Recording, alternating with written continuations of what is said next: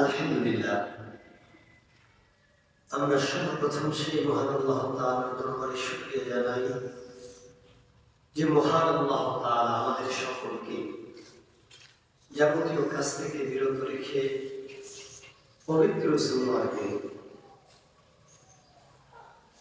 জামাতুল সানি মাসে তৃতীয় খুতবার আমাদের সকলকে মসজিদের আজানের অবস্থানে পৌঁছানো মাত্র দুনিয়ার শত ব্যস্ততা ফেলে রেখে আমরা আমাদের সেই মহান মুনিবের হুকুম তার প্রিয়তম বান্দা হওয়ার জন্য যে আল্লাহ তাআলা আমাদের অন্তরে তার ইবাদত করা, মসজিদে প্রথমে আসা, এর ইমানি জজবা আল্লাহ তাআলা আমাদেরকে দান করলেন। আমরা আমাদের সেই মহান মুনিব আল্লাহ তাআলাকে অন্তরের সবটুকু শ্রদ্ধা এবং ভালোবাসা দিয়ে প্রাণ খুলে কালিমাত শুকর করি আলহামদুলিল্লাহ। দ্রুত তাসবিহ পেশ করি। বিশ্ব মানবতার মুক্তির অবলম্বন সাইয়্যিদুল কাওলাইন ওয়াস সাকালাইন আহমদ মুস্তাফা মুহাম্মদ মুস্তাফা সকলে সাল্লাল্লাহু আলাইহি ওয়াসাল্লাম সকলের প্রতি আমার আন্তরিক সালাম। আসসালামু আলাইকুম ওয়া রাহমাতুল্লাহি ওয়া বারাকাতুহু। আলহামদুলিল্লাহ, আপনারা সবাই ভালো আছেন? আলহামদুলিল্লাহ। সম্মানিত হাজিরিন, আজকের দিনটি এত গুরুত্বপূর্ণ। এই দিনটিতে বেশি বেশি দুরূদ পড়ার কথা বলা হয়েছে। আসলে দুরূদ পড়লে সবচেয়ে বড় একটি নিয়ামত পাওয়া যায়, যেটা দুনিয়াতেও আছে আবার আখিরাতেও আছে। আর সর্বোচ্চ নিয়ামতটি হচ্ছে রাসূল সাল্লাল্লাহু আলাইহি সাল্লামের সেই কিয়ামতের কঠিন পয়গানি। মা যখন তার সন্তানকে ভুলে যায়, পিতা যখন তার পুত্রকে ভুলে যায়, আল্লাহ কোরআনে বলেছেন ইয়াউমা ইয়াফিরুল মারউ মিন আখিহি, ভাই ভুলে যাবে। পৃথিবীতে বড় ভাই হচ্ছে একটি নিয়ামত। আপনি দেখেন, আপনি নিজে বড় ভাই হয়েছেন, আপনি আপনার ছোট ভাইকে কি কত সুন্দর করে আদর যত্ন করছেন। নিজে সে খাইতে পারে না, আপনি খাওয়াই দিচ্ছেন, আপনি কত আদর স্নেহ যত্ন করেছেন।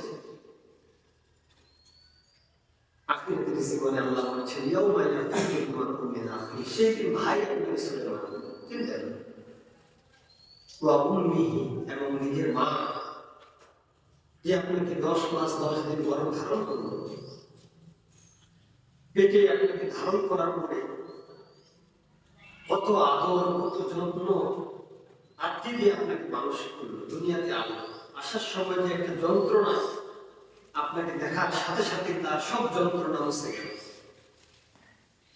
আবার আপনি দুনিয়াতে আসার পরে আপনার পোশাক, খাবার আদি, সাজসজ্জা, ভালো মন্দ কত কষ্ট করেছেন। আল্লাহ বলছেন সে মাও ছেড়ে যাবে।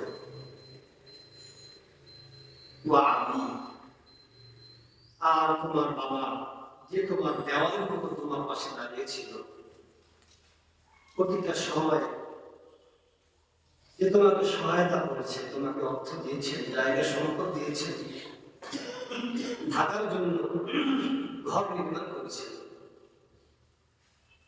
আপনার ভালো মন্দ, আপনার শরীরে সামান্য আঘাত লাগলে যারা কেটে ফেটে যাইত, সে সহ্য করতে পারত না, অস্থির হয়ে যেত। সে আপনাকে সুন্দর পোশাক পরানোর জন্য নিজে সেরা কাপড় করত, তো বাবা আমার এটা করবে, তুমি নাও, ভালো করে চলো। আল্লাহ বলেছেন ওয়া আবি, পিতাও ছেড়ে চলে যাবে, ওয়া সাহিবাতিহি ওয়া বানিহি, যাকে আপনি সবচেয়ে বেশি মূল্যায়ন করতেন, আপনার বন্ধু বান্ধব, আপনার সাথী সহচর, এরা আপনাকে ভুলে যাবে। لكل امرئ منهم يومئذ شأن يغنيه, বলেছেন উজু হইয়া বাইদিন বুঝতে পারবে কিছু কিছু মানুষের মুখ সেদিন উজ্জ্বল হবে কিছু মানুষ হাসবে কিছু মানুষের মুখ বলে হয়ে যাবে যেই দিন কিয়ামতের কঠিন এই ভয়াবহ সময় আপনাকে সবাই ডিনাই করবে ছেড়ে চলে যাবে আজকে যদি আপনি দুনিয়াতে তার দুরুদের আমজাম আপনার অন্তরে তৈরি করেন সে রাসূল এসে আপনার সামনে হাজির হবে সুবহানাল্লাহ তিনি আপনাকে তার শাফায়াতের মাধ্যমে জান্নাত মুক্তি আপনাকে পৌঁছাবেন সুবহানাল্লাহ সে রাসূলকে ভালোবাসার কথা বলা হচ্ছে তাই ইউমিনু আহাদুকুম সব কিছুর চাইতে আপনার জীবনের চাইতে যদি আপনি রাসূলকে মূল্যায়ন করতে পারেন তার জীবনাচার তার আমলিয়াত যদি আপনি গ্রহণ করতে পারেন রাসূল সাল্লাল্লাহু আলাইহি সাল্লাম বলেছেন রাদিতু বিল্লাহি রাব্বান ওয়া বিল ইসলামি দীনান ওয়া বিমুহাম্মাদিন সাল্লাল্লাহু আলাইহি ওয়াসাল্লাম নাবিয়্যা ওয়া রাসূলা এই দোয়া যদি কেউ পড়ে রাসূল সাল্লাল্লাহু আলাইহি ওয়াসাল্লাম বলেছেন তাকে হাত ধরে টেনে টেনে জান্নাতে নিয়ে যাওয়া হবে সুবহানাল্লাহ কত বড় ফজিলত দুরূদ এগুলো দুরূদ পড়তে হবে রাসূল সাল্লাল্লাহু আলাইহি ওয়াসাল্লামের নামে আজকে দুরূদ এত গুরুত্বপূর্ণ যে আপনি যদি রাসূলের খালিস উন্নত হতে পারে অন্তর থেকে তাকে স্মরণ করতে পারে আপনার মনে অজান্তে আপনি দেখবেন রাসূল সাল্লাল্লাহু আলাইহি ওয়াসাল্লামের সাথে আপনার সংযোগ কেমন হয়ে গেছে যে তিনার সামনে তো আপনি শুনতে পেয়েছেন সুবহানাল্লাহ এটা অর্জন করতে হবে আপনাকে দুরূদের মাধ্যমে বেশি বেশি করতে হবে রাসূল সাল্লাল্লাহু আলাইহি ওয়াসাল্লাম তার উম্মতদেরকে ভাই বলে সম্বোধন করেছেন সুবহানাল্লাহ আপনি চিন্তা করতে পারেন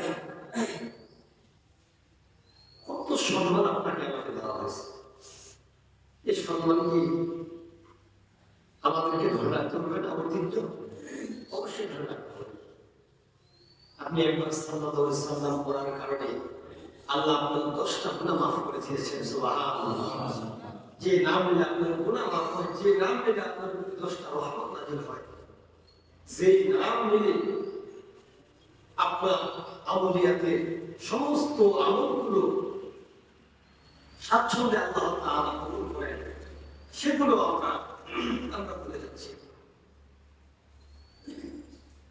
রাসূল সাল্লাল্লাহু আলাইহি ওয়াসাল্লাম আমাদেরকে বলেছেন সবচেয়ে বেশি তারাই হচ্ছে আমার উম্মত বলে আখ্যায়িত হয় যারা তাদের প্রতিটি কর্মে আমার দুরূদকে জীবন্ত রাখে আপনি কতটুকু রাসূল সাল্লাল্লাহু আলাইহি ওয়াসাল্লামকে স্মরণ করতে পারবেন প্রতিটা সময় সেকেন্ড মিনিট আপনি কথা না বলে সুযোগ নেন সময় খুঁজে বের করুন আপনি আমি তো অনেক সময় নষ্ট করি চলতে ফিরতে কথা বলতে আপনি তো আফসোস করবেন আমি আফসোস করবো যে কেন আরেকটা বলতে পারলাম না হাসুনা উলাইকা রফিকা এবং কি বলা হয়েছে সলিহিন শুহাদা ও সলিহিন আপনি কি চান যে আপনার জান্নাতটা এত উঁচু মানের হোক এবং পৃথিবীর শ্রেষ্ঠ মহামানবের সাথে হোক চাইলে অবশ্যই তার প্রতি আপনার দুরূদ আপনার ইবাদত তার নিয়মে তাকে রাজি খুশি করার জন্য আল্লাহর সন্তুষ্টি কামনার জন্য তার প্রতি আপনার জীবনের প্রতিটি সময় আপনি দুরূদকে পাঠ করুন আল্লাহ আমাদের তৌফিক দান করুন সকলে আল্লাহুম্মা আমিন সাল্লাল্লাহু আলাইহি রাসূল সাল্লাল্লাহু আলাইহি সাল্লাম নিয়ে এসেছেন রহমত বরকত নাজাত তার মাধ্যমে অনেক জায়গায় বলা হয়েছে আমি বলেছিলাম যে 3 জন নবীর নামে আল্লাহ তাআলা তার সিফাতি গুণ ব্যবহার করেছেন বাকি পৃথিবীতে যতগুলো আম্বিয়া কিরাম এসেছেন কারণ নামের শুরুতে এই নামগুলো ব্যবহার করেন বিগুলামিন হালিম বিগুলামিন আলিম আর ওয়া ইন্নাকা আলা খুলুকিন আযীম সবচেয়ে বড় সিফাতি নাম ব্যবহার করেছেন জনাব মুহাম্মদ রাসূলুল্লাহ সাল্লাল্লাহু আলাইহি ওয়াসাল্লাম। তার নাম শোনা মাত্র যে সাল্লাল্লাহু আলাইহি ওয়াসাল্লাম বললেন না, তার জন্য বদদুয়া আসছে না? আপনারা শুনেছেন হাদিসে রাসূল সাল্লাল্লাহু আলাইহি ওয়াসাল্লামের নাম শোনা মাত্র দুরূদ পড়লে আপনার সম্মান আল্লাহ পিছিয়ে দেন। সুবহানাল্লাহ। আমরা গত সময় আলোচনা করেছিলাম মুমিনদের বৈশিষ্ট্য, আমরা 4টি বলেছিলাম। আজকে 5 নম্বর বৈশিষ্ট্য হচ্ছে ফামান কানা ইউমিনু বিল্লাহি ওয়াল ইয়াউমিল আখির ফালা ইউজিসা। বলা হয়েছে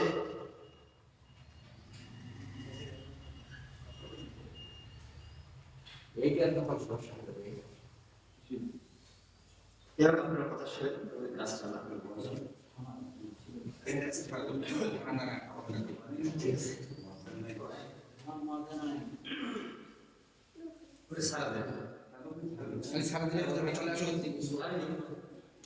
বাবা করতে পারে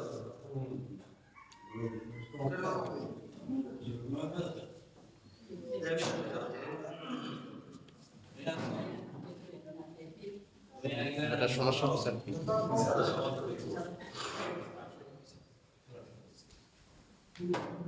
ঠান্ডা দিলেও ওটা বিষয়ের দরকার না, কারণ খুব ঠান্ডা হয়ে গেছে।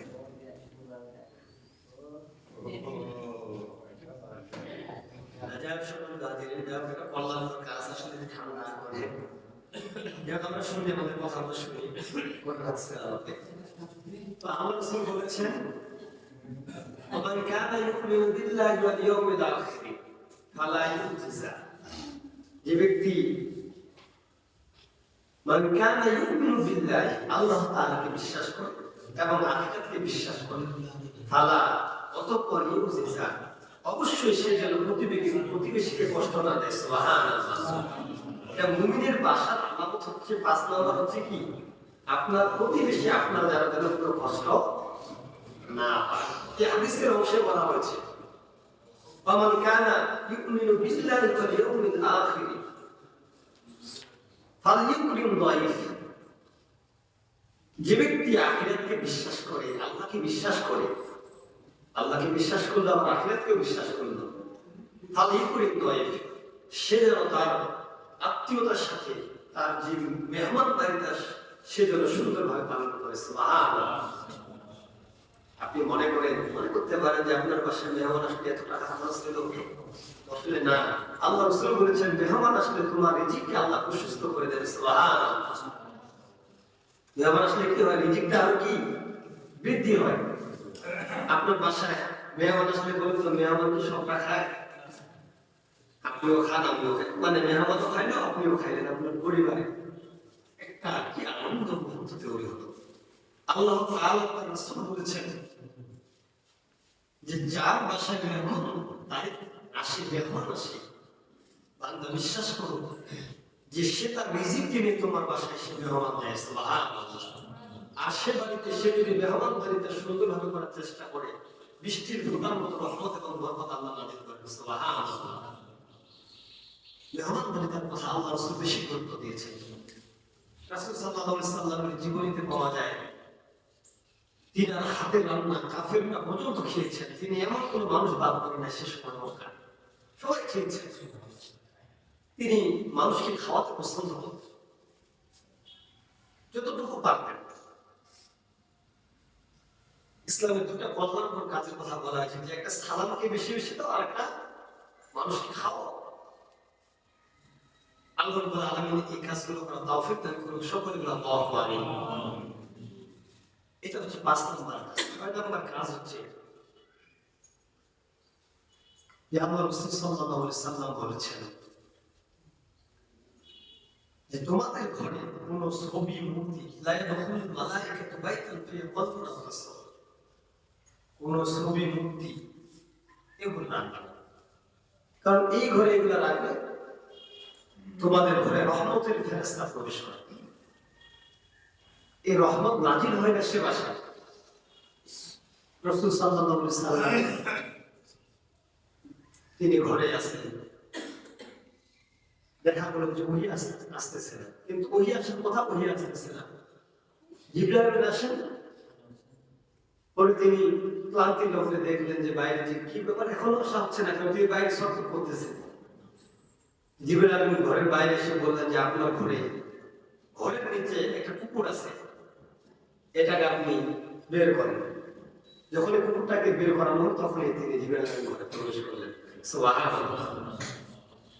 কারণ এই সমস্ত প্রাণীরা থাকবে না, ইয়াদখুলুল মালাইকা বাইতান ফিহি কলবুন, কলব হচ্ছে কুকুর, ঘরে প্রবেশ করেন না ফেরেশতা। তারপরে তিনি প্রবেশ করেছেন। তাহলে বাসায় আপনার ছবি মূর্তি অন্যান্য রাখলে আপনার ঘরে কি ফেরেশতা প্রবেশ করবেন না, রহমতের ফেরেশতা প্রবেশ করবেন না। এই জন্য আমরা এগুলো থেকে ঘরে আমরা কোরআন এবং হাদিসের যে স্টিকার আছে, কিছু দোয়া লিখে দিলাম, সবসময় আমরা এগুলো পড়লাম। সাইয়্যিদুল ইস্তিগফার আছে, আয়াতুল কুরসি আছে, আমরা আমাদের চোখের আড়ালে দিলাম, আমরা সবসময় বাচ্চাদের সামনে রাখলাম, বারবার করতাম। সওয়াব অর্জিত হল। সাইয়্যিদুল ইস্তিগফারের কথা বলা হয়েছে। সাইয়্যিদ সমস্ত দোয়াদের যাকে নেতা বলা হয়। আল্লাহ রাসূল সাল্লাল্লাহু আলাইহি সাল্লাম বলেছেন যে এই দোয়াটা যদি কেউ ঈমানের হালতে ফজরের সময় পড়ে, মাগরিব হওয়া অবধি পর্যন্ত সে যদি মারা যায়, তার জন্য আল্লাহ আটটা জান্নাতের দরজা খুলে রাখবেন। সুবহানাল্লাহ। ঈমানের বিরোধী করতে হবে আপনাকে। আপনি বলছেন যে নামাজ কালামের দরকার নেই, দোয়াটা পড়ে চুপ করে থাকবেন, এটা হবে? আপনাকে নামাজ নাই করতে হবে। কারণ আল্লাহ রাসূল বলেছেন মান সাল্লাল বারদাতাইন, যে ব্যক্তি দুই ঠান্ডার সালাত আদায় করতে পারবে তার জন্য আল্লাহ জান্নাত খুলে রেখেছেন। সুবহানাল্লাহ। ফজরের ইশা আপনাদের নিয়ে এত সম্মান আল্লাহ তাআলা দিয়েছেন। আল্লাহ রাসূল বলেছেন যে আল্লাহ তাআলা সেই সমস্ত মুমিন বান্দাদেরকে দেখে হাসাহাসি করেন যারা এত কনকনে শীতে উঠে কাপড় খুলে সুন্দরভাবে উত্তমভাবে উজু করে নামাজ আদায় করে, আল্লাহ তাদেরকে দেখে মুসলিম আসেন। সুবহানাল্লাহ। আপনি কত সম্মানিত, আপনার সম্মানটা কত উজ্জ্বল আল্লাহর কাছে। আল্লাহ আপনার মানটা কত বৃদ্ধি করেছেন। আপনি কি চান না কখন আপনি পরিবারে দেখেন আপনার বাবা, আপনার মা, কখন আপনার কাছ থেকে সে হাসি, কখন হাসে? দুঃখের সময় কি কেউ হাসে? আপনার আনন্দ মুহূর্ত, আপনি ভালো একটা রেজাল্ট করেছেন, ভালো একটা জায়গায় চাকরি পেয়েছেন, আপনার বাবা আনন্দে কেঁদে উঠে, হেসে উঠে, কত আনন্দ একটা পরিবেশ। আপনি যেমন চান আপনার হাসিটা আপনার মায়ের মুখে, আপনার বাবার মুখে হাসিটা ফুটে উঠুক, তার চাইতে আল্লাহর মান সম্মান এত বেশি যে আপনার রব যিনি আপনাকে তৈরি করেছেন, আপনার জন্য জান্নাত রেখেছেন, সেই রব আপনার কাজকর্ম দেখে হাসবে। আপনি কি চান না? কথা বলেন, চান কিনা? অবশ্যই চাইতে হবে। এটা আমাদের সকলের ইমানের দাবি। আর আপনি আমি যদি এগুলো মাইনাস করি, আজকে ঘুম থেকে উঠতে পারি না। আল্লাহ কোরআনে বলেছেন আওয়াইকা মানি তাখাযা ইলাহাহু হাওয়াহু ফাআনতা তাকুনু আলাইহি ওয়াকিলা। আল্লাহ নবী বলেছেন যে প্রত্যেকটা মানুষের অন্তর ফেরাউনের চেয়ে কম নয়। প্রত্যেকটা মানুষের অন্তর কি ফেরাউনের চেয়ে কম নয়। বলছে ফেরাউনের বিশাল রাজত্ব ছিল, 400 বছর সে ছিল, আর কোনোদিন নাক দিয়ে সর্দির পানিটা পড়েনি, এত ঠান্ডা গেছে, শীত গেছে, গরম গেছে, তার এত শক্তি ধরছিল, তার ফুলে ফসলে জমি এতটা ভরপুর ছিল। ফেরাউন এত বড় বাদশা ছিল, সে এত বড় পাওয়ার করে তার থাকার অবধি পর্যন্ত সে করছে নিজেকে রব দাবি করছে, ইলাহা প্রভু দাবি করছে। আর প্রত্যেকটা মানুষ নিজের অন্তরকে এভাবে দাবি করে, সে ফেরাউনের মতো ফেরাউন যেন সবার সামনে এটা বলেছিল, বাক্য উচ্চারণ করেছিল। আমরা অন্তর দিয়ে কিন্তু নিজেদের অন্তরগুলোকে, নফসটাকে আমরা রব বলে আখ্যায়িত করি, কিন্তু ফেরাউনের মতো বলতে পারি না। যদি ফেরাউনের মতো আমাদের ধন সম্পদ থাকতো, আমরা ফেরাউনের মতো বলতে পারতাম। কেন? মুয়াজ্জিন আযান দেয়, আল্লাহ বলছে আল্লাহ বড়, সে বলছে আল্লাহ বড়, আল্লাহ বড়, আল্লাহ বড়। হাইয়া আলাস সালাত, নামাজের দিকে আসো, হাইয়া আলাল ফালাহ, এটাই কল্যাণের পথ, এখানে কল্যাণ আছে। আপনার অর্থ তখন কি বলতো যে টাকা দোকানে দেখছেন সকালে ওটা হতে তাই একটু ঘুরে থাকে। আপনি এখানে আপনার নফসের গোলামি করলেন, অন্তর আপনার এটা বললেন যে একটু থাকো, ঠান্ডা করতে ওঠার দরকার নেই। আপনি তাকে রব মানলেন না। আল্লাহ কোরআনে বলেছেন আরো আইতা, হে রাসূল আপনি কি তাকে দেখেননি? আরো আইতা মানি তাখাদা, সে কি গ্রহণ করেছে তার অন্তরকে, সে তার অন্তরকে গ্রহণ করেছে। আরো আইতা মানি তাখাজা ইলাহা, ইলাহ হিসাবে, প্রভু হিসাবে।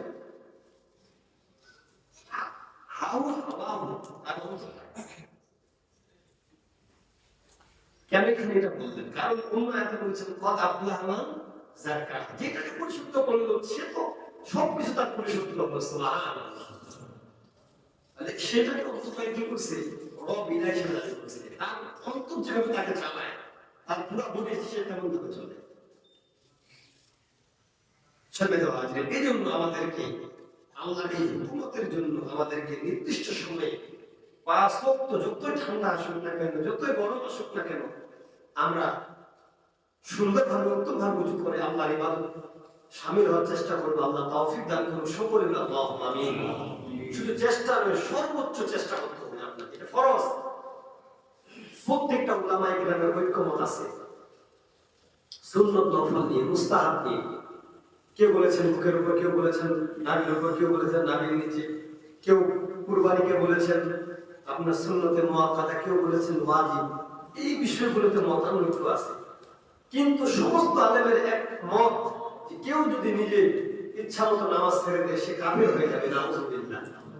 এটা নিয়ে কারো কোনো মত নাই যে হবে না, এটা কেউ বলতে পারে না, কেউ এটা নিয়ে মতানৈক্য করেননি। আমার কথাটা আপনারা বুঝতে পারছেন যে অন্যান্য বিষয়গুলো নিয়ে মত আছে, এটা করা যাবে ওটা করা যাবে না, কেউ বলেছে এটা করতে হবে, কেউ বলেছে ওটা করতে হবে, কিন্তু এটা বিষয় নিয়ে কারো মত নাই যে সে ঈমান থেকে খারিজ হবে না।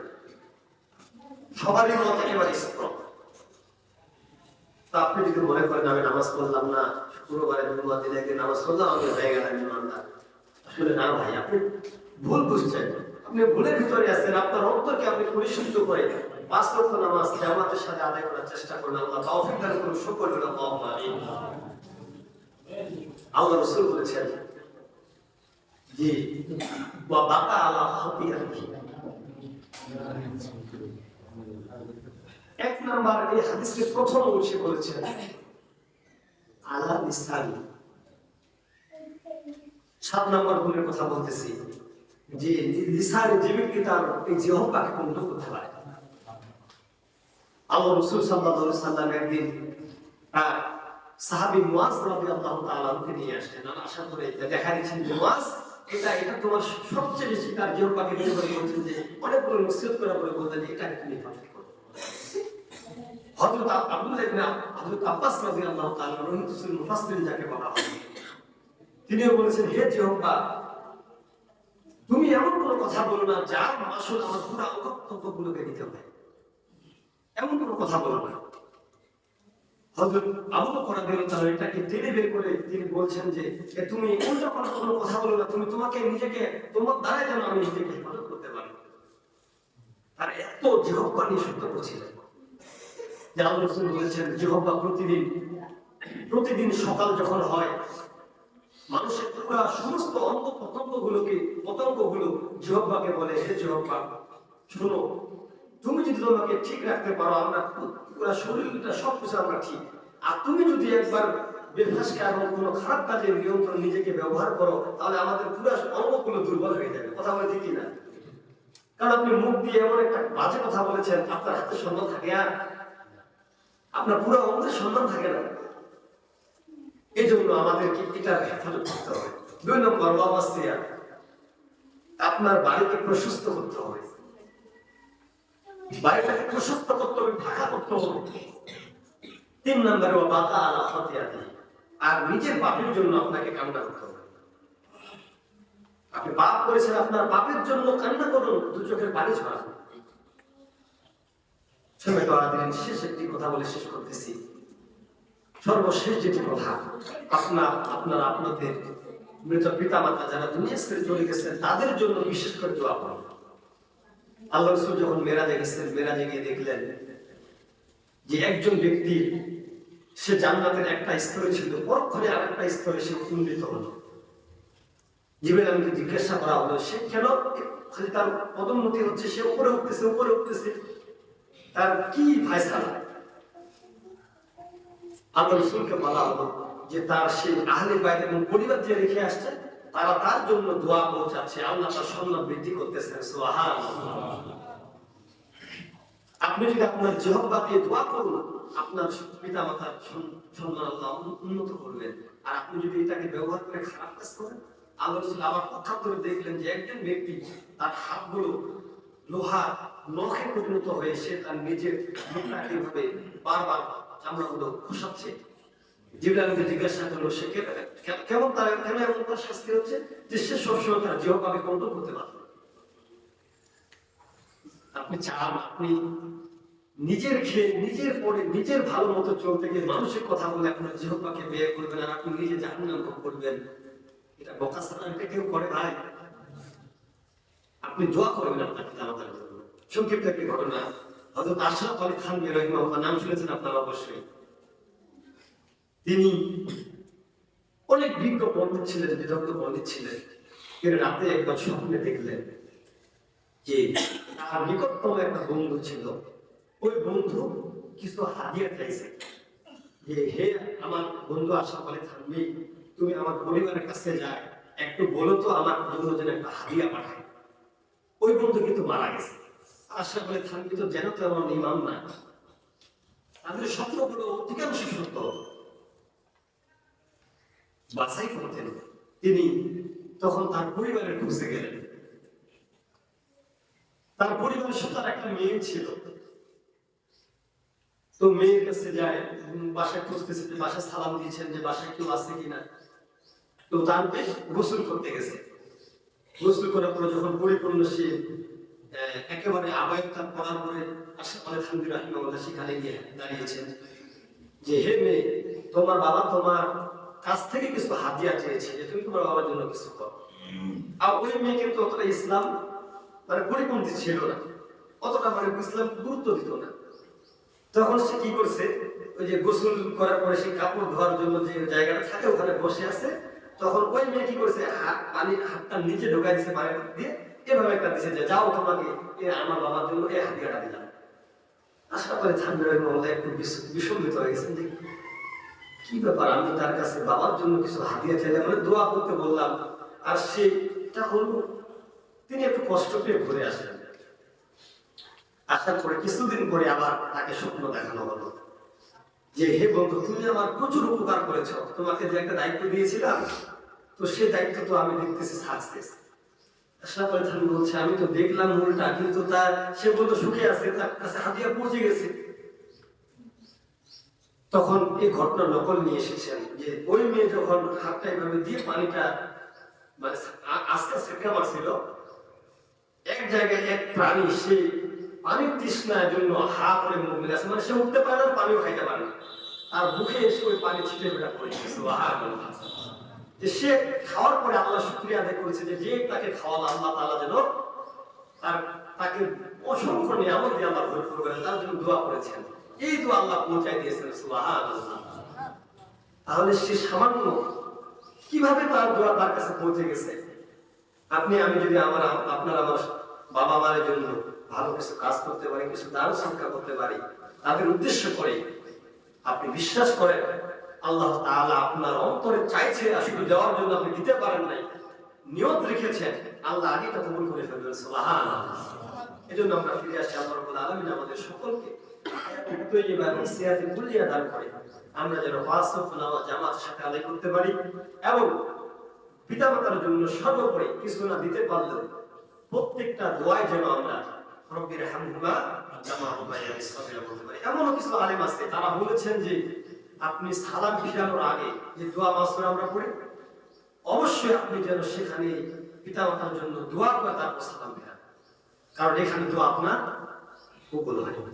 আপনি এই জায়গায় পড়েন আত্তাহিয়াতুদ দুরূদ শরীফ দোয়া মাসুরা পড়ার পরে আপনি ওই দোয়াটা পড়েন, এখানে আপনি অনেকগুলো দোয়া বলতে পারেন। বিশেষ করে আপনার যেন এই দোয়াটা মিস না হয়। একজন আলেম তো এইভাবে বলেছেন যে দরকার হলে আপনি 2 রাকাত নামাজ এই কারণেই পড়বেন যে এই দোয়াটা যেন আপনি পড়তে ভুলে না যান। নফল 2 রাকাত নামাজের কারণে পড়বেন। তাহলে কত গুরুত্ব দেওয়া হয়েছে। এই জন্য সম্মানিত হাজির, শেষ যে মুমিনের আমি আলামতের কথা বলেছিলাম যে বাসায় ঢুকলে আপনি সালাম দিয়ে ঢুকবেন এবং বের হওয়ার সময় সালাম দিয়ে বের হবে। সূরা নূরের আয়াতে আল্লাহ তাআলা স্পষ্ট আয়াত নাযিল করেছেন সালামের ক্ষেত্রে বাড়িতে।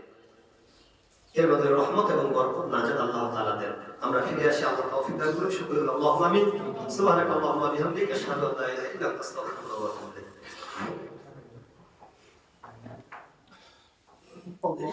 ইলাইক।